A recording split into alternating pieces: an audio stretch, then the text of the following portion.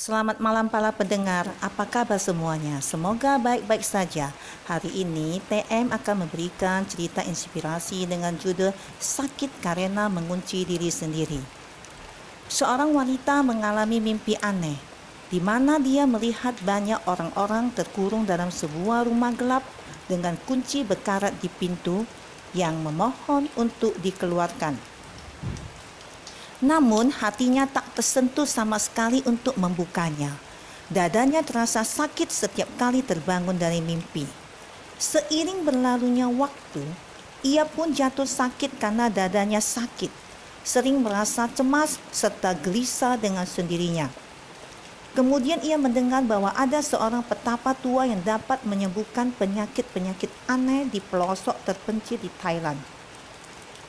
Jadi, ia pun memutuskan melakukan perjalanan jauh mengunjunginya. Petapa tua itu berkata, "Tidak sulit. Saya akan memberimu sebuah kunci emas. Gantungkan kunci itu di dadamu dan ingat, gunakan kunci untuk membuka pintu rumah gelap itu saat kamu bermimpi yang sama. Penyakitmu akan hilang setelah kamu keluarkan orang-orang di dalam rumah itu."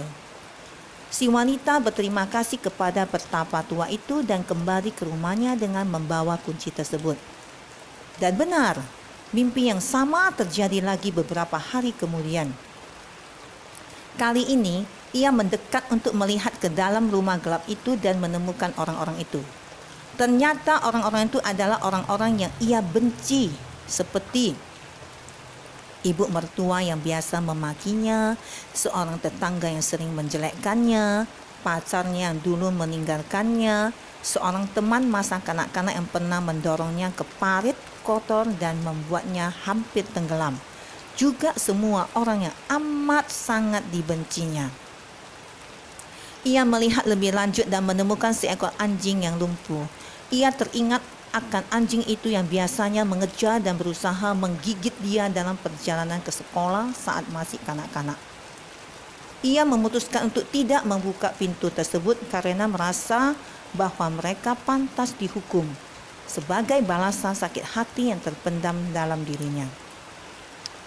Ia tidak jadi menggunakan kunci emas miliknya meskipun mereka semua memohon-mohon sambil menangis-nangis minta tolong. 6 bulan telah berlalu namun penyakitnya semakin memburuk. Akhirnya ia pergi mengunjungi petapa tua lagi.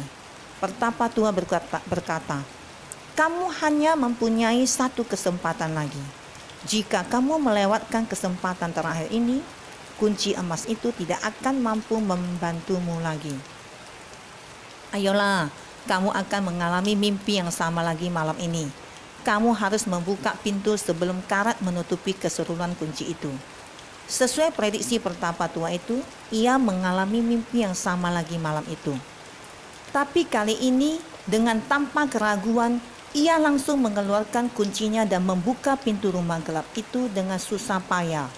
Klak! Pintu terbuka. Orang-orang di dalam rumah tersebut bergegas keluar semua. Terakhir tampak seorang wanita berjalan perlahan di belakang mereka. Ia tampak dekil, kusam, lemah dan menyedihkan. Dan wanita itu menyerupai dirinya. Yah, dia. Lalu rumah tua dan gelap itu tiba-tiba runtuh tak lama setelah wanita terakhir itu berjalan keluar. Sinar matahari langsung memancar ke bawah sangat terang dan ia pun terbangun dari tidur lelapnya. Ia mendengar suara petapa tua. Mengurung orang lain adalah seperti mengunci diri sendiri. Mengunci masa lalu adalah seperti menyekat batin sendiri. Kebencian menumpuk di dalam rumah gelap itu. Buka jendela maaf, buka juga pintu pertobatan dan biarkan sinar matahari kedamaian masuk ke dalam. Kemudian entah mengapa penyakit wanita itu pun segera hilang dengan sendirinya. Matanya tampak berbinar, wajahnya tampak cerah, dan ia tampak kembali sehat segar berseri.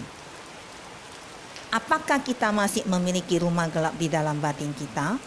Jangan menyimpan dendam dan benci yang kuat di dalam batin.